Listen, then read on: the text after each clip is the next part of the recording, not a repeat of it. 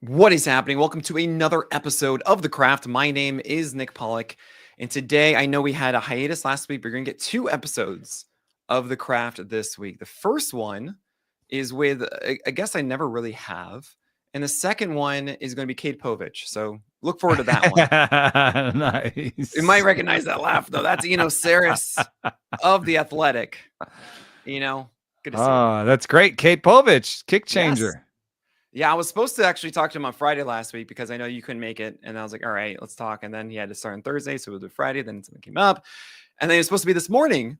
And then he had to pitch today because Kyle Gibson was, I guess, just so bad that then Charlie Moore, I don't know. It all got messed up with the schedule. So I got to talk to him on tomorrow morning, 9 a.m. It's going to be great. And if there's anything you wanted me to say to Kate Povich, I want to hear it now, I would love to know what he thinks his out pitch is. Ooh, that's a good question. Is it the four-seamer? Is it the kick change? It should be the change.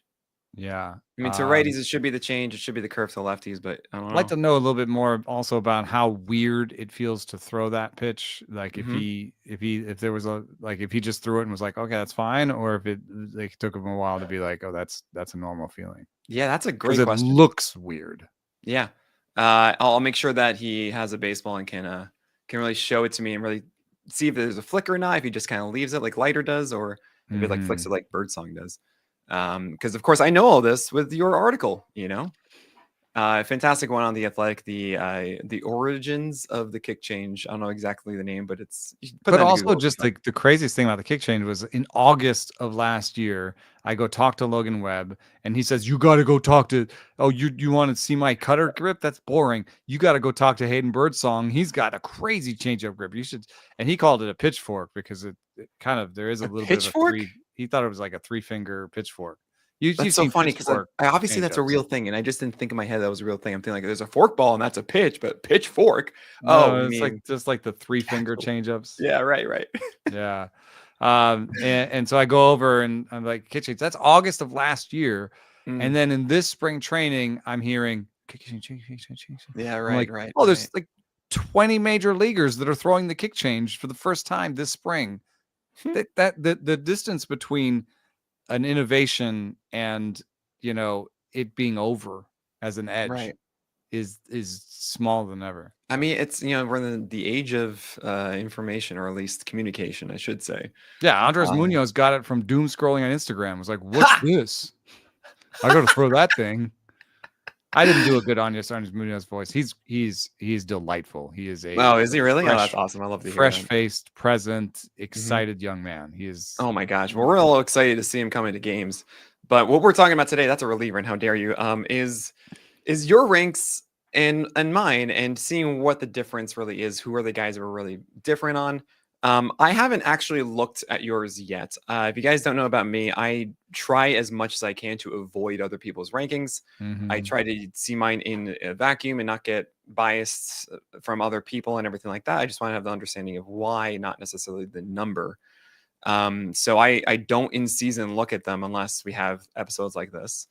But you will be happy to know, that I did move up Hunter Brown to 22. All right. I've got him 8. Did you have him at 8? Yeah. Oh my God. Okay, well, we will talk about that. But I mean, I have him higher because I'm like, I didn't realize they'd be throwing like 97 plus now. I don't know if that's going to last as much. And I still question what his out pitch is, or the hero pitch, or whatever we call it now. I mean, it has been that 4-seamer.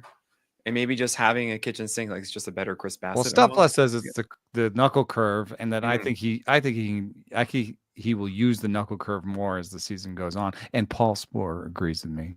So Nanagugu, I had him on Rates and Barrels on Friday. Oh man. Well, the thing is, the curveball is a 14% swing strike rate with a 54% strike rate this year. Is the only reason I'm like, I want to believe that. That's a pretty decent swing strike rate for a curveball, because curveballs don't have the same swing strike rates as sliders. Sure. I think the average swing strike rate for a curveball is 10%. Right. They're usually utilized as early called strikes or grounders. So to see any sort of whiff rate on it is always exciting. It's of course like Landon Roop.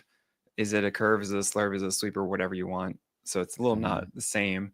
Nola's is like the perennial example of just what that wants to be. I mean, right now, the four-seamer has a 31% put away rate against right-handers, and the slider has a 33%, but that slider is only thrown 10% of the time, and it's thrown only 22% of the time against in two strike counts. So like, it has what, 2 strikeouts? Yeah, okay, it has 11 strikeouts with the four-seamer. So it looks like the four-seamer right now is that one for Ooh, wait. right-handers.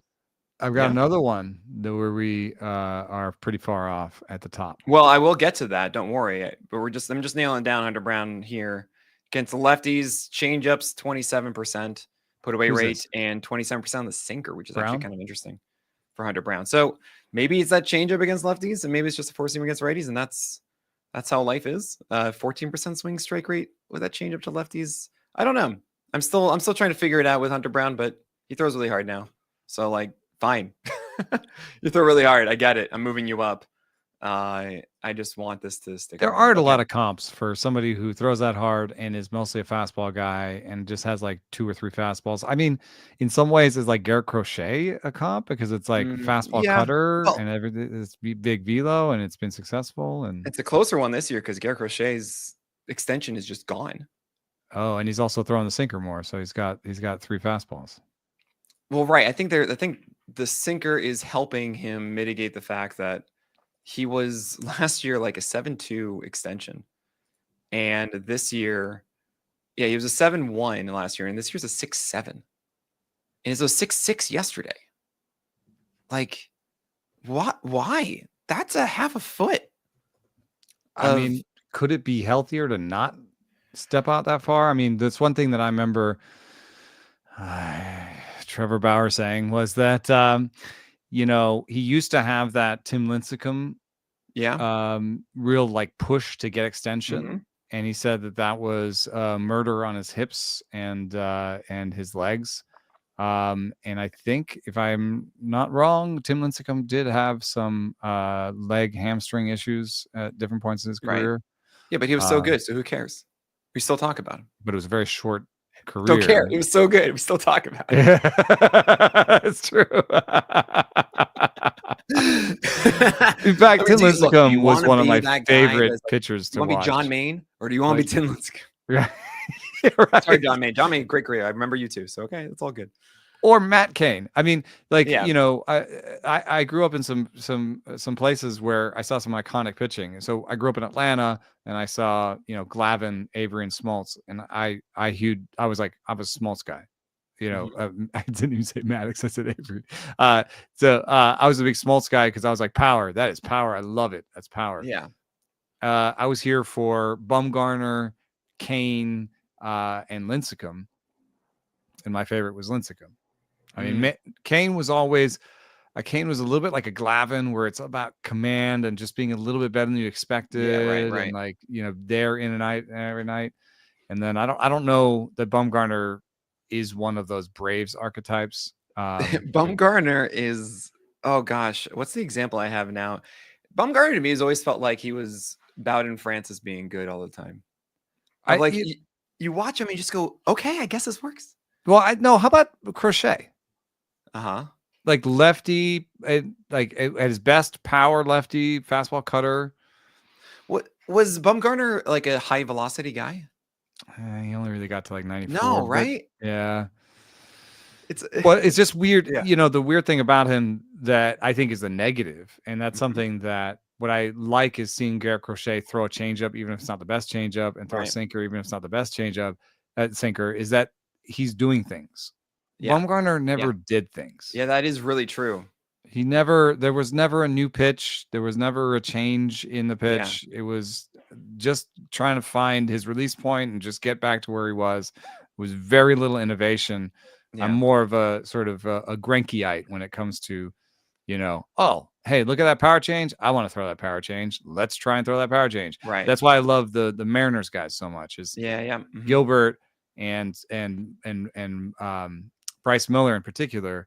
I think Kirby, of course. They are just willing to try new things every year. There's new pitches. Like Logan Gilbert told me he's throwing 3 curveballs this year. Oh, really? Yeah, 3 different curveballs. Oh man, I hope we get to see that again soon from him. I know. There's something to be said about that, actually. Of just, I mean, Gilbert, or I just want to say Jerby, in general. Pair them. I'm talking about both of them. Okay. Jerby, they are both kind of the same track record almost, or like same like path. I think Gilbert was up the year earlier than Kirby, but it was essentially That the was same when idea Gilbert was bad. of like both going up quickly to workload and having those 2 seasons at least underneath their belts. Here they are entering the year as both like, hey, these are the workhorses Oh yeah, around, I and they totally both are thought they were gone the of this. And like, is this safest what it guys. is? Is this just like, should we always expect the new generation of aces? You get 3 years.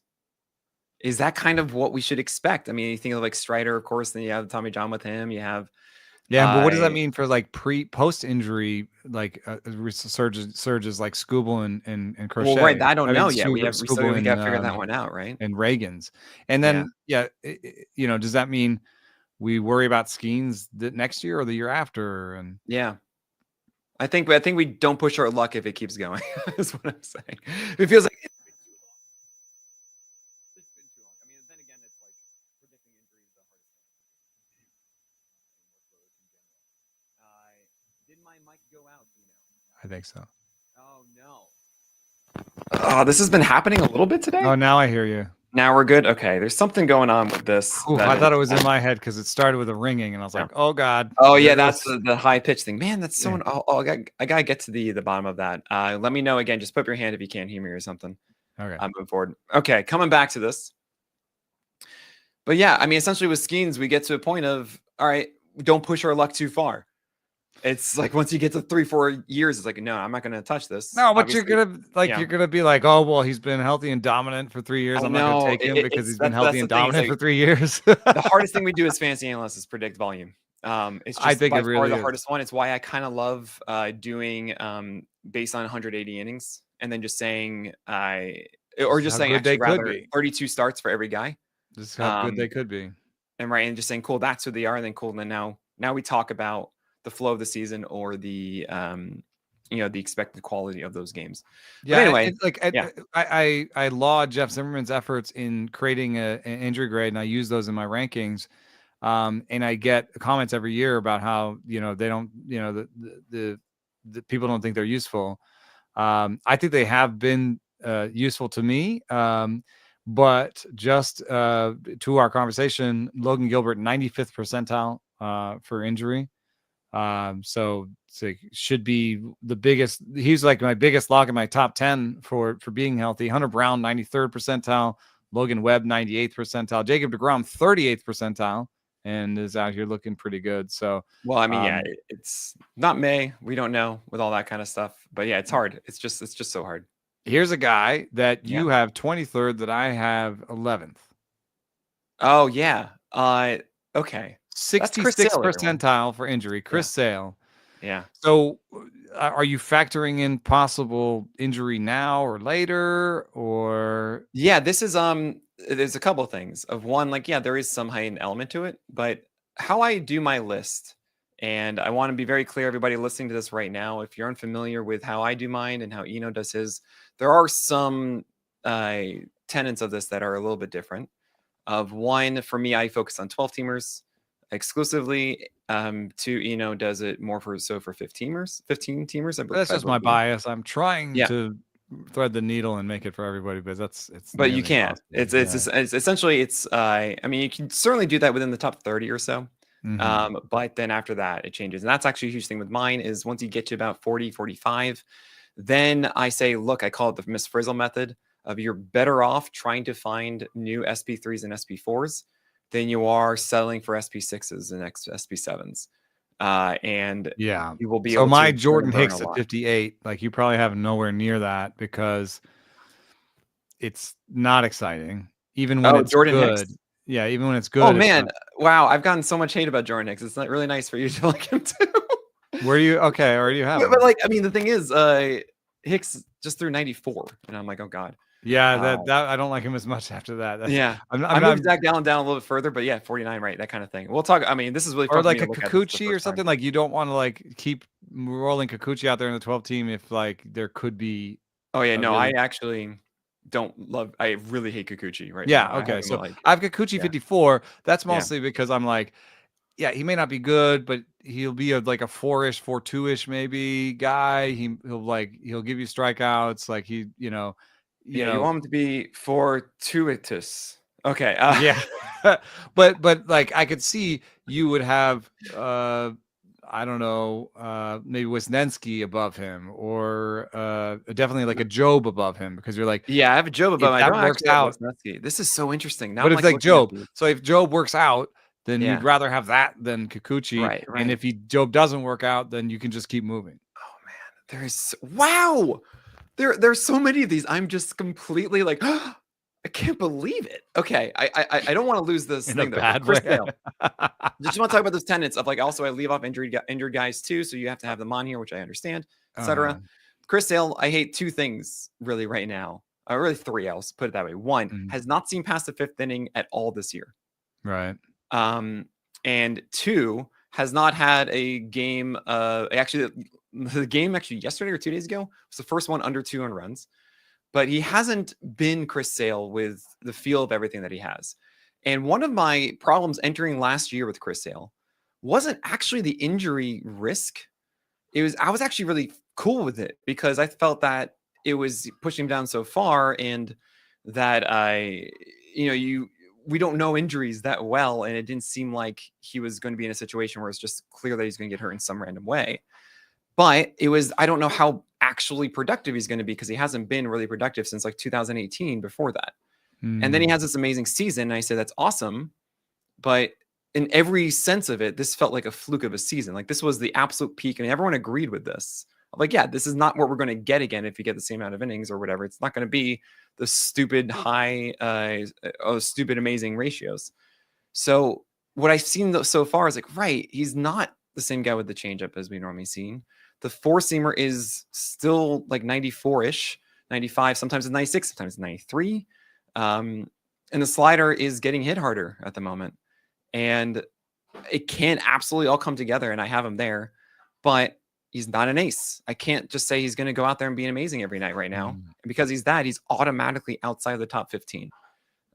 So, yeah, he's kind of fighting for like, I want to be really good again. He just hasn't shown it. The place where I agree with you is that the location numbers on his slider and changeup aren't there. So I agree that he hasn't found his slider and changeup in ways that he has in the past. I am looking for him right now on the K-BB chart, though, because he has been good there. I think it's been fewer walks, but it hasn't been like absurd. 27% strikeout rate is still pretty good. Yeah, no. But 27% strikeout rate would be 29th, and his K-BB, because his walks are good, is 26th. Am I arguing your case here? I mean, you have him 23, and that's where his K-BB. But yeah, I guess that's interesting. I don't think that he's a worse pitcher than Brady Singer, who's ahead of him, though. And I don't think he's a worse pitcher than Simeon Woods Richardson, who's ahead of him, though. There are people ahead of him on the K-BB chart that I'm like Colin Ray is ahead of him on K-BB. So, and Jacob deGrom is behind him at 15%. Right. So Sale at 11, maybe I did move him down from 6. I also tend to hew to the projections, which, he's got a 3.30 ERA oopsie projection. And then one thing that I will do is that I have more inertia when it comes to established pitchers. Oh, I get that. I totally understand. So I don't move established pitchers as much. Yeah. So my biggest movers are, there's probably some of see the them same later on in the more of the past 30, past 40. Yeah. No. My biggest movers are young guys, is all I'm saying. Oh, I see. So I have big movers like Hunter Max Green Meyer was a big mover, 30 to 10. I have moved on Michael King, but again, there's some track record there. Drew Rasmussen movement. Yeah, we have 63 to 23 for me. And we're aligned though. That's the thing, So like Rasmussen, I have right there too. I actually have him in my top 20 right now. And I could Um, see that. I mean, the biggest thing yeah, was, is he healthy? Is he pitching? How deep is he pitching? right. He's starting to pitch He's a going little bit 90 deeper. pitches. But you're killing Chris Sale for not going deep, and Drew Rasmussen is not going Well, Drew very deep Rasmussen's either. getting further though. Yeah. Like we see the plan of this executing Max out. Meyer is the Yeah, biggest Max mover. Meyer. I mean, yeah, that was such a ridiculous. I can't believe he failed in Seattle, but that was the worst I've seen him, and like that seems like a fluke. Yeah, I thought he was a sleeper to begin the season. yeah, I put him at we're 108. We're in a bunch of sleepers, we're in and here. now I'm all the way up to 35 for him. So Yeah. So there are others that I definitely want to talk about with you, and I know we're going to run out of time as we always do, but we're going to talk about some of those. Also, who I think is my Hunter Brown for you, and we'll talk about who that is after this break. So I'm realizing now that we shouldn't really talk about the high guys because this doesn't really do too much of the ones that are rostered yeah, everywhere. he just But owned I just want to everywhere. mention, I love that you're getting in on the Michael King train. Okay. Yeah, moving him 26 up. to 18. You're seeing that he's a strikeout guy with volume. He had essentially one really bad start, and then he's just been gold again. That's cool to see. Corbin Burns, we're also aligned again. I moved him all the way down to like 25 or something like that.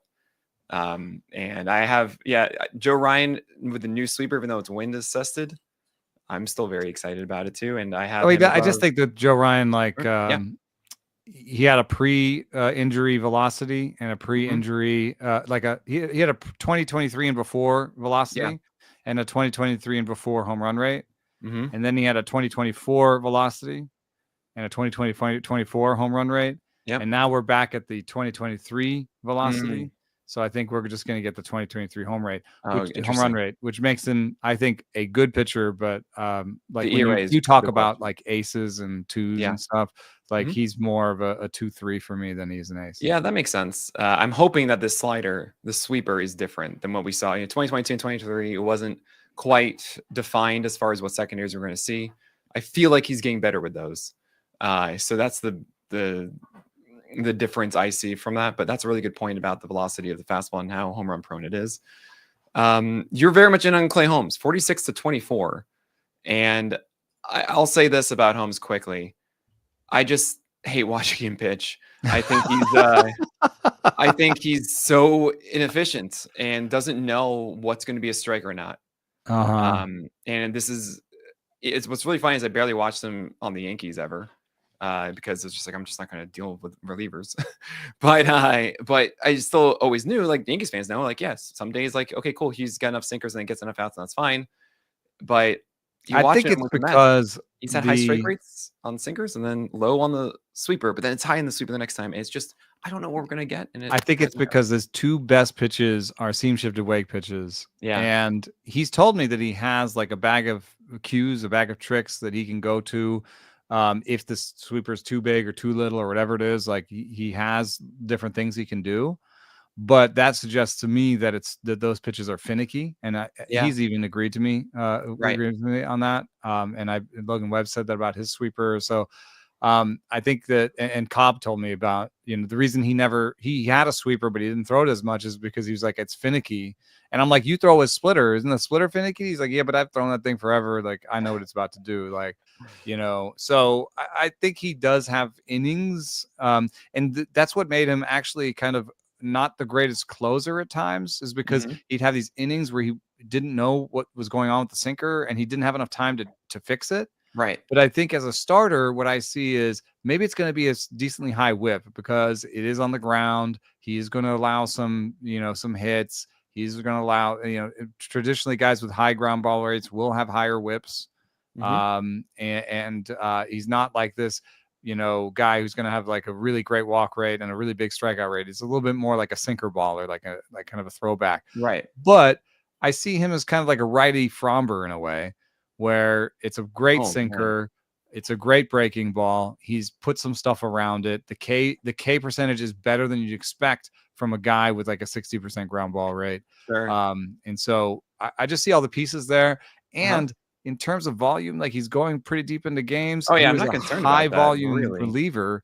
So I think he might get to like 130, 140 innings. So if he gets to 130, 40 innings with the projections I have, I think he deserves to be where he is. So what I do want to mention there is with Clay Holmes being a reliever for a full year, I'm not really worried about innings the next year. I'm not as concerned as others are making that Are you a little transition. bit more concerned like the Reynaldo Lopez, the second year kind of deal? Yeah, I think so. But I mean, yes, he did also get fatigued at the end of last year. Ronaldo did, but it's more about like you're pitching every day, and it's honestly the innings thing is more about.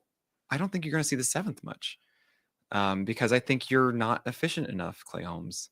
The Adobe has clay as his foundation, not hardwood floors. Okay. Yeah, we got 1 6 inning start where it was just a really good start. Even against the Nationals last time out, 2 strikeouts, 0 earned runs, 4 hits, lots of So ground balls, 75% ground balls, and yet he's out after 5. you want to know something wild? Yeah. Uh, the highest number of whiffs that Clay Holmes has earned in all 6 games so far, I think it's 6, is 13. And that includes the 10 strikeout game and the 8 strikeout game. I think those are 13 and 12. And Framber Valdez has like these ridiculous, like 17 whiff, 20 whiff. He has that curveball going in the game or the changeup's just whatever. And there it is. And no more cutter. Fine.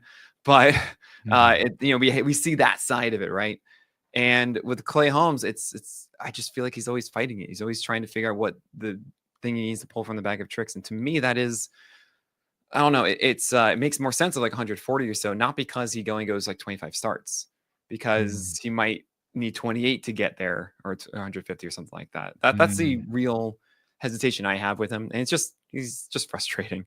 So that's why I have him lower. I totally get why you have him where you do. You're not going to drop Clay Holmes, But that's a guy so I I have totally get higher. it. You say you have my Hunter Brown. Who's that? That's somebody you have higher. I know. Well, that was Michael King, because you're seeing the light. Oh, yeah, Right. Okay.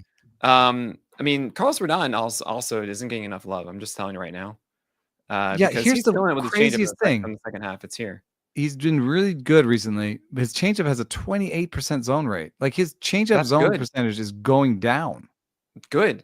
He's not getting beat by it. Yeah. I actually like seeing a guy like Rodon try to do that, because what happens when he gets burned is guys are hyper aggressive on the fastball. So if you throw a changeup in the zone just to throwing match it, I more mean, that can pitches. work, Yeah. but it does mean that you want to take advantage of it and make sure that you miss. And 32% strikeout rate thus far for Carlos Rodon, just under a 1 whip. Like it's like 0.99. And I believe it's a 3.43 ERA thus far across 7 games for Rodon on a winning ball club. I think this is your like Framber kind of type almost of, you get volume on a winning club and you're going to get a lot of strikeouts along the way. You might have a frustrating whip at the end of the day, but I don't think so. I think one reason I have him 34, it's up from 44. It's a guy I liked a little bit. I have a share or two, but not that many, because I think he went more expensive than that. I think that a lot of it has to do with just the park. I think it's a tough park. I think last year is kind of his true talent, which was a really good year. 3.96 ERA, 27% strikeout rate. That's a really solid year, but that 1.6 homers per 9, I think, is just going to happen. The only pushback I have there is that changeup came in the second half, and he's adapted that, and that's really helped him, I think, in the beginning thus far. That makes me feel as closer to the performance and the success he had with that in like the end of August and in September. And we've seen that changeup have success so far this year. Half the time. Location plus on his changeup is 76. Yeah, that doesn't very surprise me. low. Yeah, I think it helps massively for him. Yeah. Ryan Garcia on Twitter, an interesting follower. I think he was saying that it works also because he's basically working it off the outside fastball. And so it looks like the outside fastball and then goes further. So maybe if they are being aggressive on that fastball, they see outside fastball, they say, I can do something with this. And right. And then then makes them a little more hesitant to see it in the future as well. A couple other guys that I want to talk about here are this trio. Actually, it's really 4 of them. This quartet. It's Shane Baz, Ryan Pepio, Gavin Williams, Jesus Luzardo. I can say things. Got them all right in a row. All right in the row, 39 through 42 for you. And first question, after Gavin Williams' start last night, because this was a ranking that was put out, I believe, uh, Last 3 Friday. days ago, last week, Yeah. last Friday. Yeah. Okay. Are you changing your stance on Gavin Williams after his strike rates were way down? The cutter didn't help much, or is it pretty much the same thing for you?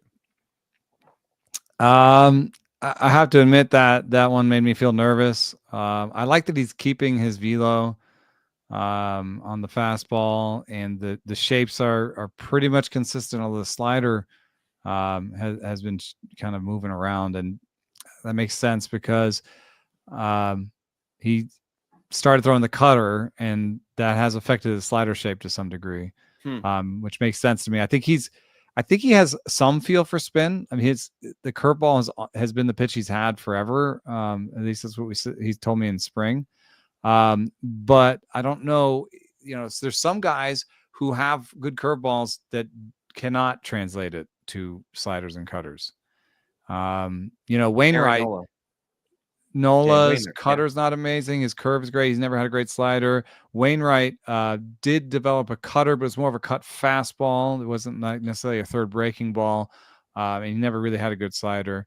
Morton hasn't really developed great cutters and sliders over his career. So then there are other guys like Max Fried who started with the curve and then went over to the slider once they figured that one out.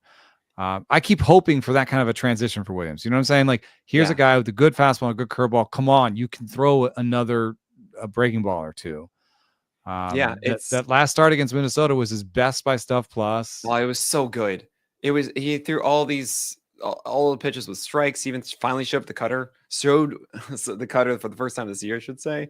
And I was so excited because to me that is actually the answer for Williams. It's four seamer is always going to be great. Curve and sweeper, I guess that's what they're calling it now, not the slider. I don't know, whatever, it's the same pitch. Is not as consistent as far as him getting where he wants to every time and also getting in the zone. And being an extension guy, like, you want something to also look like that four seamer out of the hand in the same tunnel, and then you have less time because of the extension, and then you're able to separate with it. And the cutter should be that. The others are not. So excited to see that cutter, but he didn't need it. He threw four of them. I don't know. So good. I think it just wasn't. I don't have a good answer for you. I just think it wasn't his best game. I think I still kind of believe in him. I might drop him a little bit off of this ranking. And he was dropping. So he was 45 before. Now he's 41.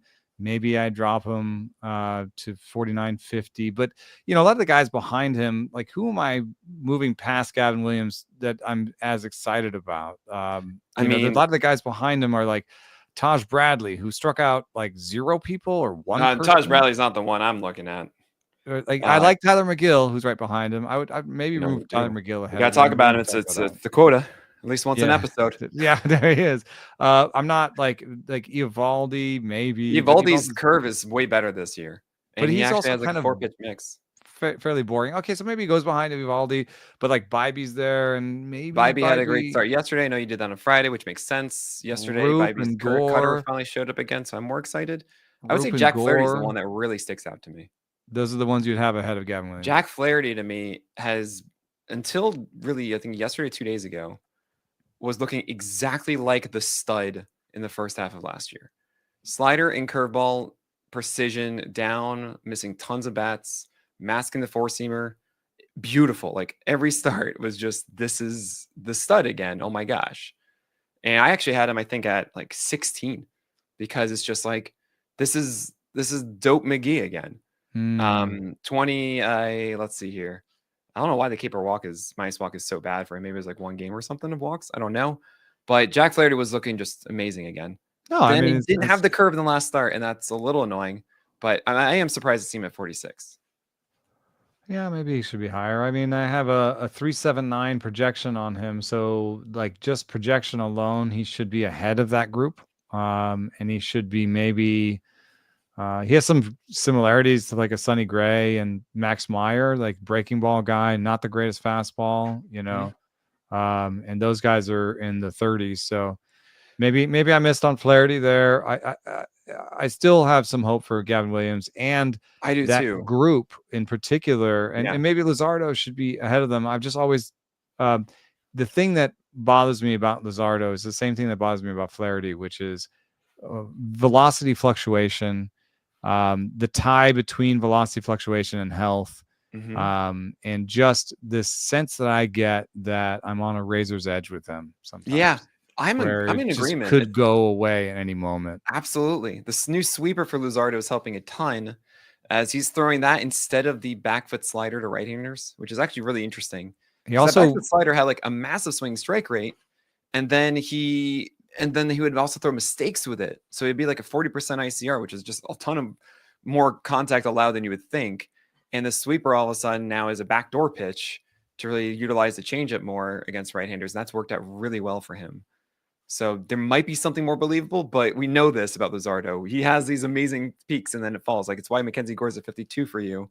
And I understand that instead of like 25-30 based on just how well he's performed thus far. yeah. So I think I could move Luzardo up a little. You don't need to. I'm fine with it. But I what I do like about that grouping is I found that at least with Boz, Pepio, and Williams and McGill there on the group is I was signaling that these are young pitchers that are doing a lot of the things that I did want them to do and are continuing to do those. They have up and down results, all of them. There was a Boz start at some point where people probably were like, "Woo, maybe this wasn't as good as I thought." But Yeah, I'm right. trying to say, no, it was as good. I Yeah. still believe in Pepio. I still believe in Yeah. Williams. So that somehow was kind of a natural grouping. Yeah, I get that. Where do you Boz, I have have top 20, by the way. Sandy Alcantara? Because they have him right behind Sandy Alcantara, and Oh man. the So I have like command is just gone. my whole thing, is about groupings. Uh-huh. Right? Is just saying you're kind of in this bucket, you're kind of in this bucket, whatever. Right. So That's I why actually have that sort of happened for me there, is that those are yeah, young right. players I still believe in. That's the grouping. Right. So the thing is, I mean, Boz is looking amazing. Of his four seamers velocity is up. His curveball is looking great. He even has his changeup now. It's getting more whiffs than expected against left-handers. He Mhm. has the slider still gone, but he's actually introduced a cutter to maybe nullify it. Like it's all really fun. Brian Pepio's stuff is just insane. And even like in a bad start, it was still a poor quality start, which is exactly 6 innings and 300 runs. Like Mhm. the highest, sorry, the worst possible start to be a quality start. So I call it PQS. And What does the P and then stand for? poor quality Very start. poor quality start. And then a very poor quality start is when you have a 150 whip to go with it. Oh, nice. And then every time you add a base runner after that, you add an extra V. So it's like if you have 12 base runners in 6 innings and 300 runs, it's a V PQS. Anyway, that's actually pretty cool to see that poor quality start against the Yankees when it wasn't his best ever, for Ryan Pepio. And I feel like the skills are certainly there for that. That park is going to be nuts Yeah, I know. all year with the wind. In So the summer, it will be bad, and I he could get throw a that. no-hitter this year still. But do you remember Like, my bold prediction, no, it may not be bad in the summer. Like the wind is going to change directions. Oh, that's interesting. Oh, Yeah. Like in the so evenings, the wind is I think gonna come in, because if you think about it, it's on the coast. So like there's the and it's not tall, so it right. doesn't cover the wind. The wind just Yeah, comes yeah. right across that thing. Ooh. So it's going to go in different directions based on Oh my where it's god. hot and So where it's it's gonna be all cold. 100 runs, guys. It'll be fine. No, but I was essentially saying that the Rays, all the pitchers would be better than all the Yankees. And if it weren't for Fried, really, and like Fried just being so good so early in Rodon, Rasmussen, Boz, and Pepio are certainly holding their own with it. Taj Bradley, I don't believe in, whatever. Shane McClanahan got hurt, so fine, McShane. But I'm a huge believer in both Boz and Pepio as well. I do very much want to talk about a few guys that you are more down on than I could have ever expected. And I also want to hear just two or three that you're looking at mine that you're like, whoa, this ranking just seems really off. Explain it to me, Nick. And we're going to get to those after this break. So the first one, the one that I just go, how dare you, is Robbie Ray. Okay? Because I know, trust me, I know he has been so weird. He had this game, his first 40 pitches, I think he threw 36 four-seamers, something like that, and then he adjusted as he went on, like the second or third turn down the lineup. But he's someone that has always had this elite slider, and it just wasn't being thrown as much, and it was very weird. and B has a improved changeup. It's still very inconsistent, but there are many times that it is effective, where either the curve should show up more or the changeup doesn't. The curve has returned, and that's nice. And the thing is, despite all this like weirdness and all these walks, kind of, and like this white walk rate is kind of back, but even though he's throwing a lot of four-seamer strikes, which is not like it was in the past with Robbie Ray, like all those high walk rates from the old days, that was because he didn't know where his fastball was going. But no, it's not that. It's because he only throws fastballs, and he wasn't relying on a secondary, so guys were fouling balls off and making deeper counts and all that kind of stuff. And what we just saw was Robbie Ray having an amazing game when he finally actually went with his other pitches. And I think about this a lot of what dictates walk rates, what dictates hit rates, etc. You can often just see the success of the individual pitches and how things are being used. And for Ray, the fact of the matter is he has this foundation of a fastball. It's just really good. And then you go, right, he has this amazing slider too that he just wasn't really utilizing, and now he is. And also this improved changeup. I really do believe in Ray throughout the year. I know he has a long history of being annoying and frustrating, but I still think that overall he's what I call a cherry bomb, which is someone you hold all year, is super sweet or blows up in your face, but you're happy with it throughout the entire year. And please tell me more. No, I couldn't hear you for the lead. Oh, that was going in no! on. Yeah, Well, you told me to do that. Yeah, you did. I thought you at that point. Yeah, it's still a little weird. Oh gosh. Okay. There it is. You're back. Okay. Hi. Yeah. So, Robbie Ray. I did discover something after my rankings that is a little interesting to me, but generally the stuff models never liked him, and I didn't like him either. And he is locating really badly. And last year, I kind of gave him a pass because it was the first year after TJ, and I don't know when to not give him that pass, like when that pass expires, basically, because Location Plus is something that comes online around 500 pitches. And he is at that number right now. He's got 548 pitches on the year. So his 86 Location Plus is one of the worst among starters in the big leagues. And that shouldn't surprise me because he's got a 14% walk rate. Now, in the light of not having, the stuff model does love his fastball, but it doesn't love his slider, actually, amazingly. And it doesn't like the changeup at all. 71 stuff plus on the changeup. Oh, I didn't have something to kind of be like, oh, he'll just do this. It's interesting to hear you say that he wasn't using the slider enough. I guess I didn't check that because I just assumed that he'd throw 40%. Right, would, right? He always does, like 30 to 40. It's just so strange. And so he's got that back up. The other thing that I've noticed, and I think I'm going to write about this week, is he's being squeezed more than any other pitcher.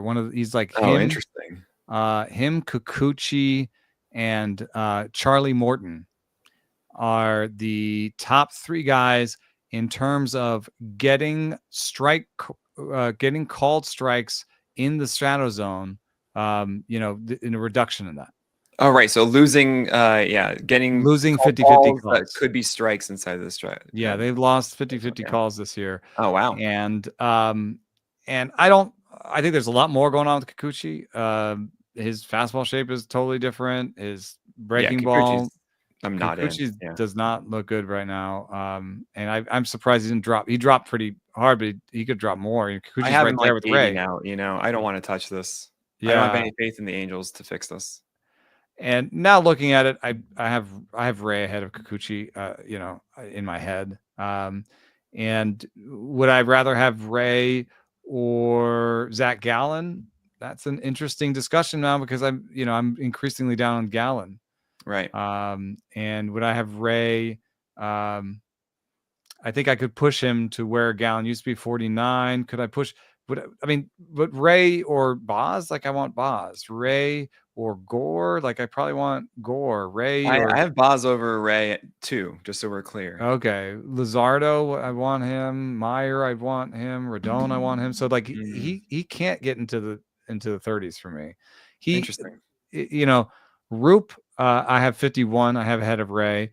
In the very least, with Roop, I feel like he's a home starter all the time, and that does boost Giants pitchers for me. Yeah. And so maybe he should be in the 40s or something. And maybe the squeezing will go away. Maybe the squeeze that sounds like something that could be very temporary. Yeah. You're losing some calls and you start getting those calls. And that could be really important to Ray because he throws sliders in the shadow zone over and Yeah. over again, Yeah. and he needs to get those calls. So if the calls start changing, the K minus BB changes a little bit, I'll react to that. But, the model never liked him to begin with, and the command seems off. So here's the thing, there was another guy that I got every single week. It's like, you should be higher than this guy. I know that Eno's really in on him. Nick, I don't understand why you're not in on him. And he's had a successful start of the year, but he hasn't really done a whole lot to be a major difference from what we saw last year. And that guy is someone I might even have higher ranked than you now, which I can't believe, which is Casey Mize. I can't believe this. I have him at like 80 is my point, but you have him at 84? Yeah. How would you what has changed for you? I mean, it's the same. I'm agreeing with you. I know. Isn't that weird? I want to I want to hear this because I thought you were gung ho on this with Casey Mize. It's so funny. Like I put him 96, and like I said, 96 to 108. That's where I have a lot of sleepers because in a 15-team league, that's where you're taking your last two starters, right? Sure, yeah. And so I identified Mize and Meyer as guys I wanted to go into the season. And then Mize is doing some of the stuff that I want him to do, which is identify another breaking ball and throw the splitter more. And he's throwing the splitter harder, all bonuses for me. But in terms of the numbers that are showing up, a 19.5% strikeout rate is really just in line with what he's done before. And so I'm starting to think that 2021, when he had a 3.71 ERA, 1.14 WHIP, and 19% strikeout rate, or 7 K9 if you speak K9, it is basically where he's headed. I'm with you. I until I see something else to pair off the four seamer and splitter. The slurve is legitimate. Not amazing. And none of it, the slider, slurve, all of it, just he just doesn't have a great feel for breaking balls. And the slurve, when he locates it well, it looks good. But like a 404 Sierra, he's like a high threes, low fours guy, and I'm happy to have identified somebody I think that's like that. But I don't, one of the hardest things is when you identify someone as a sleeper, they come through and they're pretty good. Like people were yelling at me that I didn't have Lugo higher last year, and I point to this year as why I didn't have Lugo higher last year, which is like, the thing is, I thought he'd be useful. He's useful, and I think he'll continue to be useful, but I don't think he's going to be a 2 ERA guy. Now hold on a second. Right. I was going to mention Lugo. You have him at just under 70. What? Yeah. How? I don't get this. Because he's useful. I have him at like 45. He's useful, but do you want to start Seth Lugo in every start? Pretty much. Really? Yes. I think he's great. I think he's a consistent six. I mean, I'll say this. I'll put it this way. Do you want to start Will Warren at every start? Do you want to start Jordan Hicks at every start? Do you want to start Yusei Kikuchi at every start? Do you want to start? That's why I have them near each other. That grouping there in the 60s, like those are not every start guys. I'm with you. I guess I'm getting at is Seth Lugo to me is just a consistent. I'm holding this guy throughout the entire year. I'm not dropping in a 12-teamer. I don't think he's going to be like a 4 ERA. I don't think he's going to be like a 120 whip. I think he's just going to help throughout the entire year. Is it going to be like my SP2 and everything that we saw last year? No. But is he going to be that, what I call a Holly, who is going to go 6 innings and have a decent chance, above average chance for a win every day with around-ish a strikeout inning, maybe slightly underneath, like a 22% strikeout rate, 23%? Yeah. That he's productive. Every 12-teamer is aided by having Seth Lugo. All right. That's why I have him where I have him inside my top 50. You've argued him up. I'm gonna put him inside the top 60. Okay. I'm amazed that I just had to though. That's why I'm getting. I'm like, you remember, I will always go Yeah, with you and I'm a little me. surprised that his top line results are the way they are because a lot of times I just look in my model numbers Uh and I huh. look at model and I Yeah. this year I did put a column for ERA plus Uh huh. just to like have something in there to be like, oh, but Yeah. ERA plus for him because of the park, maybe. At least when I ranked him, I don't know. Maybe did he have a good start recently that lowered his ERA because I honestly can't he had a remember. 95 ERA plus. So I was like, okay, so he's around league average, and my projections say he's around league average. So he's just like a league average guy, Hmm. and Yeah. and I identified him last year as someone who's super cheap that could be league average. Right. I And mean, yeah, that's how 310 I've been very ERA. consistent in ranking him basically Yeah. from 50 to 60. He's always been around 50 to 60 last year to begin the season, throughout the season, to begin this season. And I guess, maybe that's low for a guy that's put up a 3 ERA over 240 innings over that time frame, but he hasn't always deserved that. Like his Sierra over that time frame is like basically a 4. Right. So I don't know. Like he's on a good run. Maybe he's this guy, but I trust him more as sort of a top 50, top 60 guy. And maybe I had him a little bit low at 69. I also will move up Robbie Ray for you a little bit. Oh no, no. Um, You know. None of not this it's not is for for me. you. It's like you're making good points. I'm definitely moving him ahead of Kikuchi. That'll be the I mean, yeah, very least I can Kikuchi do. is I can't take. I absolutely not. I am Yeah. interested. I understand the love for Will Warren. I mean, we've talked about it on this show. Flatter arm angle means that the four seamer is one of the flaws that he's now improving upon. The biggest curiosity of me is something I call the shag rug, which is the young man's floor. So rookies generally have a lower floor than vets. Makes sense. They have less experience They adapting haven't to the shown big us the league. track record. Right. So He Will has Warren, 3 pretty good starts and 3 pretty terrible starts. right. And like it's something where I know that Will Warren, if he does what he's doing, which is a good four seamer that actually can work against lefties, a singer that can go into righties, you have a slider and a changeup that are both above average, and those should be great. That whole package, I love it over time. Now I don't know if it's something that actually I can trust constantly for a bit. And he's in this little purgatory area of like, all right, I need you to be like doing the same thing for multiple starts right before I really jump in. Um, but that's kind of where my head is at there with Wesneski. As much as I want to be with you here, I he had that one game with 10 strikeouts, awesome. The extension is not 7 feet anymore, and it's just a good sweeper. And I'm not seeing anything else to make me excited about him. The Uh, changeup is very improved. is it? I haven't seen Mhm. it get results yet, or at least like recently, I haven't seen any sort of showcase like, oh, that changeup. Oh, never mind. You've got this thing against lefties. It might have been one start that I've just completely forgotten about now. Well, it's getting 3 inches more drop and 2 inches more arm side movement. It's 7% usage thus far is the problem. Right, but it's also got a 0 BA, 0 slugging. So no one's done anything against it, and it's something he uses primarily against 23% zone rate lefties. with a 47% strike rate thus far at 7% usage. I mean, So he if can't that does command it. It's turn a little into bit a more like thing, Rodon. Like it's a little bit of an extra piece, but well, right, but I mean, it's not being thrown like, yeah, right. So once I see that from Wesneski, then I'll be sold with you. Because that does sound interesting if you're telling me that pitch is better it's than I'm giving it credit. its best pitch by whiff percentage. So Sure. it's Uh, a.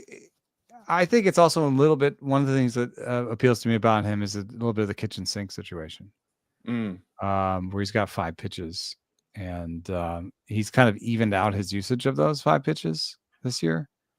So that there's more pitches over 5%. Last year he had 4 pitches over 5%. This year he has 6 pitches over 5% usage. yeah, I mean, for against righties, I'm seeing four seamer 35, sweeper 38, sinker 16, and it's like 6 curve, which is probably just the first He's pitch kind of like a thrown. 4 pitch pitcher against each side. Yeah.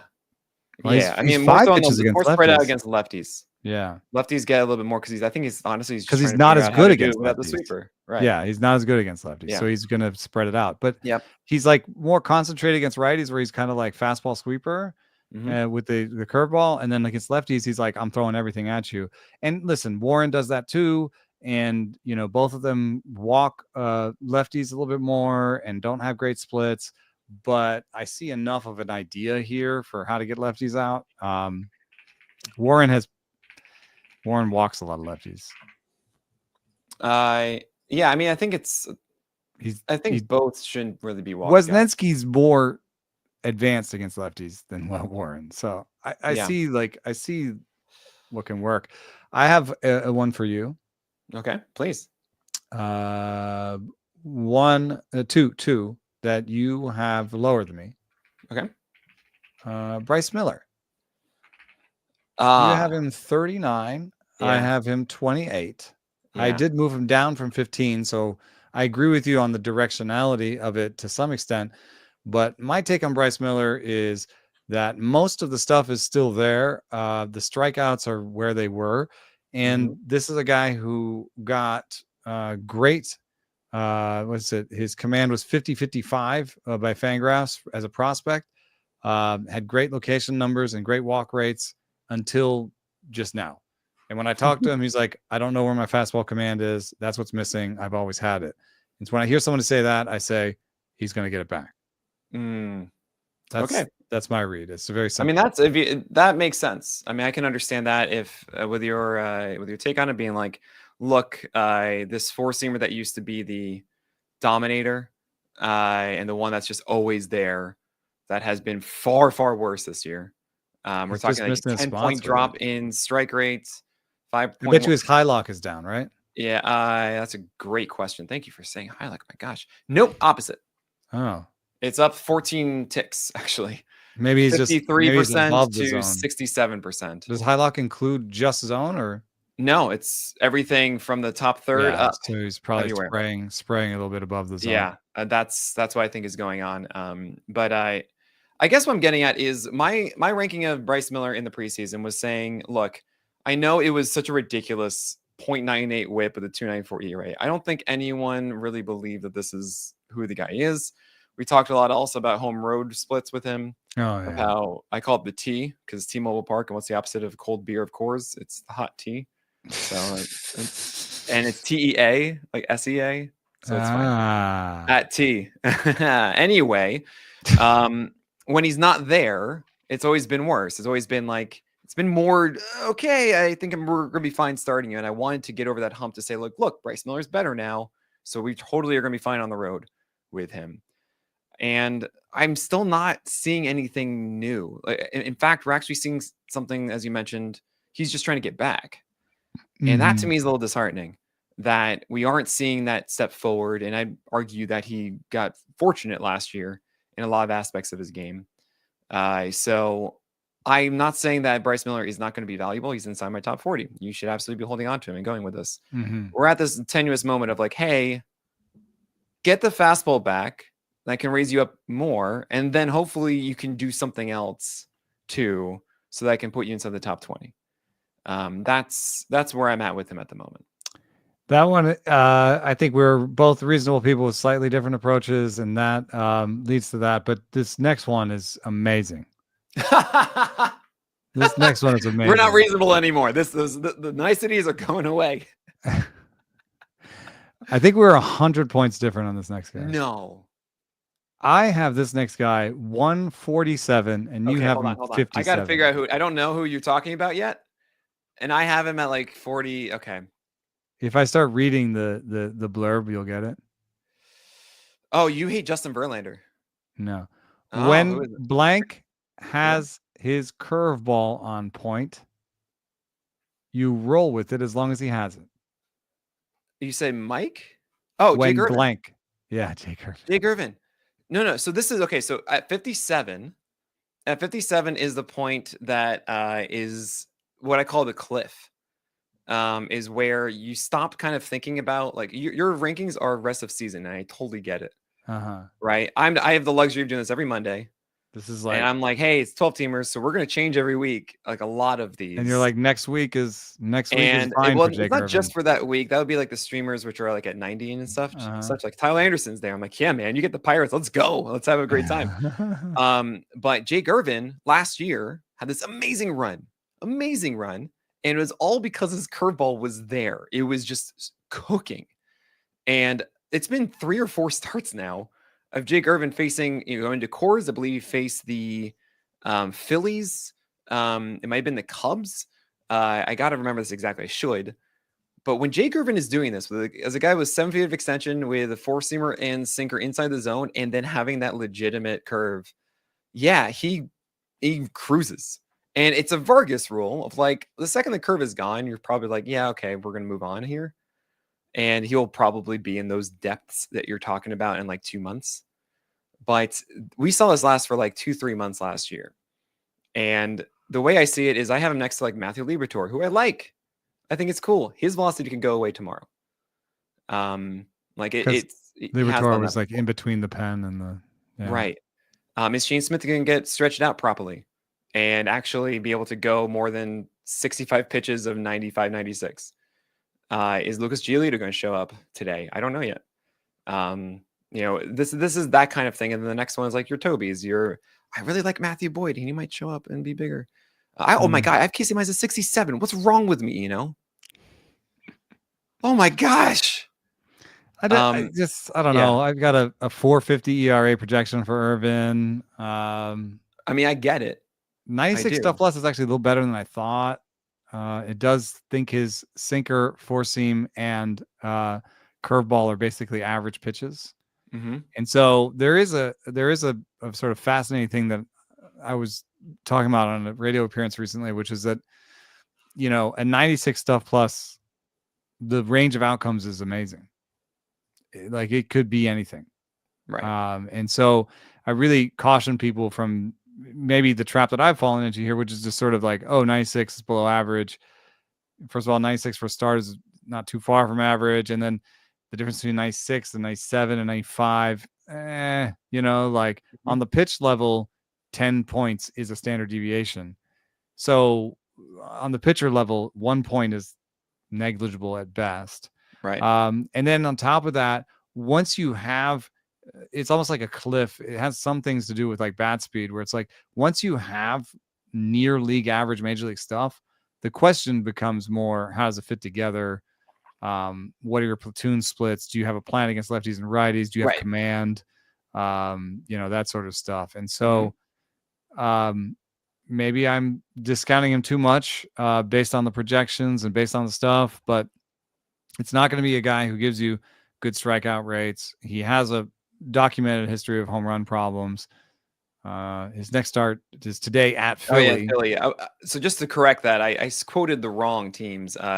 He's faced the Phils, Arizona, Dodgers at Pittsburgh. Well, his last start against Philly was decent. I was surprised to see that, but he also ended last year with a 6-run start against the Phillies. And end of last year, he wasn't. It went away. The whole was like the whole thing about like chasing, you kind of chasing the dragon a little bit there. Where it's like, totally. When does it go away? Right. I know. So my major thing a lot in 12 teamers is to Vargas rule a lot, right? Like, if you guys remember, Jason Vargas had that ridiculous like 3 months in like 2018, and we're like, what?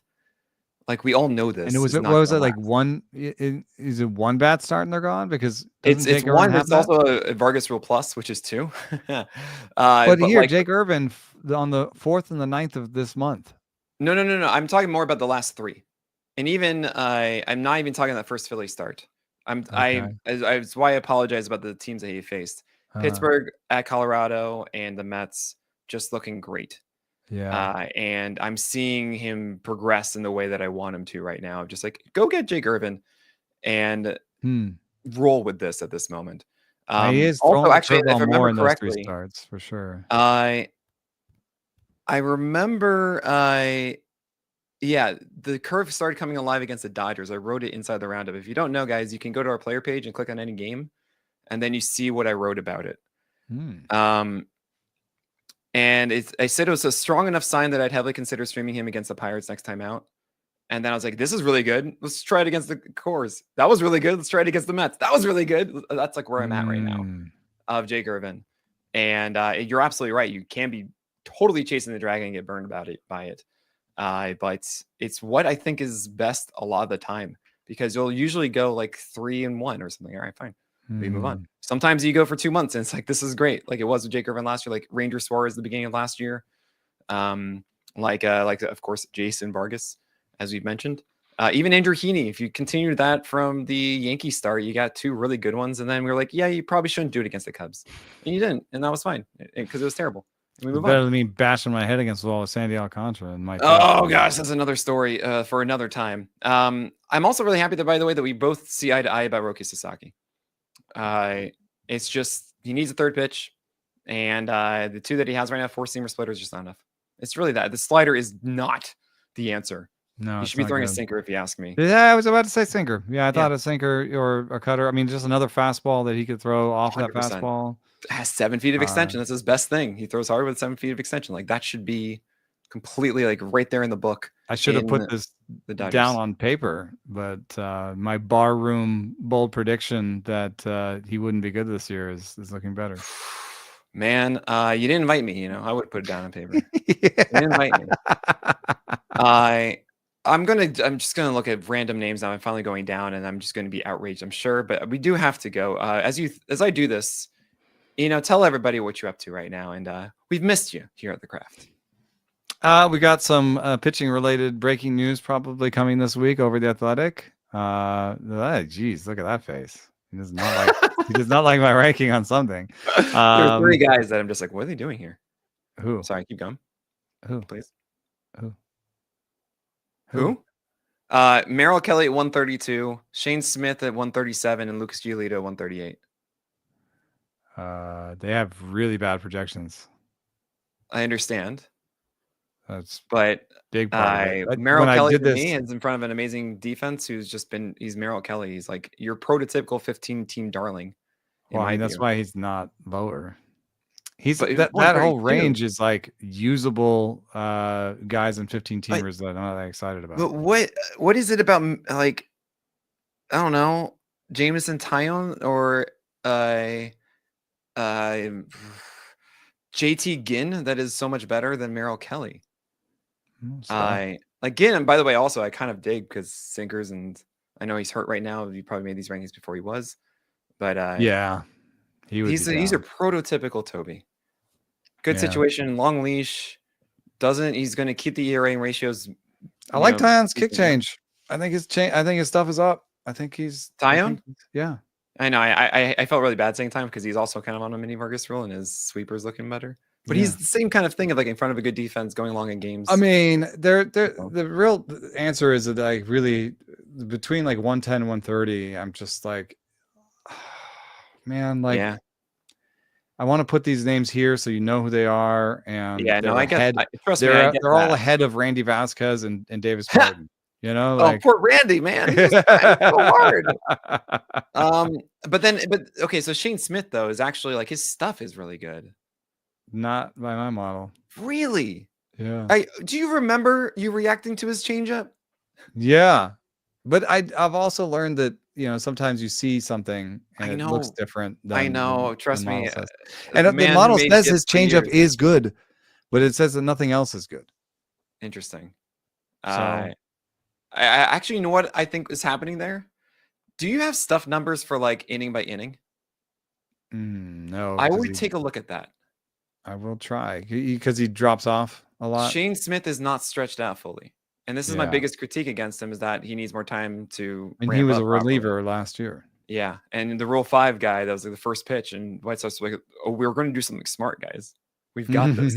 We're just going to make him a starter without really. Yeah, that's it. Done. Stretching him out." And the last one, I guess, is like Lucas Giolito. You just don't have any faith that he can.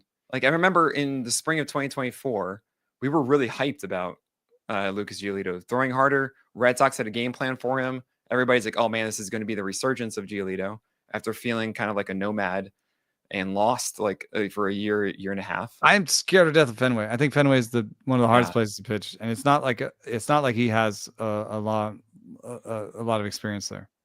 Sure. Where do you have Bayo then? Well, Bayo like grew up in the organization and has a changeup that will keep it on the ground. Like Mhm. Giolito's changeup is not that kind of changeup. Okay, I got you there. I have Bayo 95. Mm.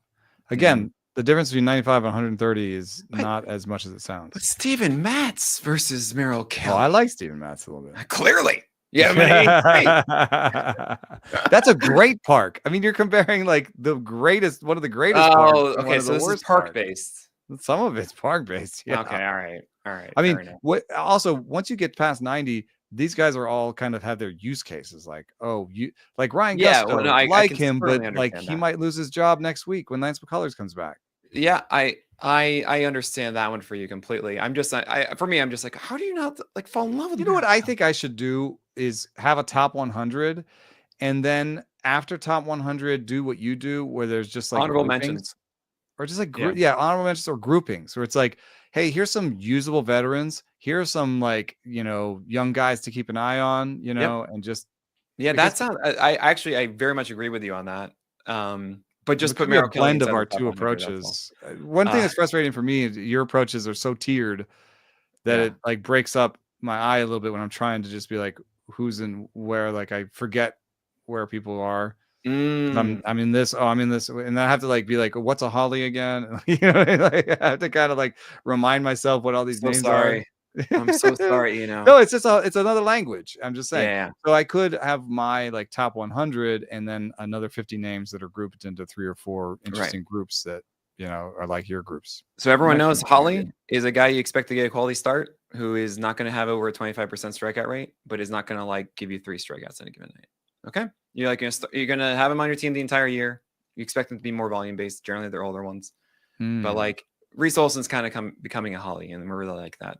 And I hope he And a does. Toby is a Is that, but like under 20% K rate, and you just get like kind of ah, upset at them a lot.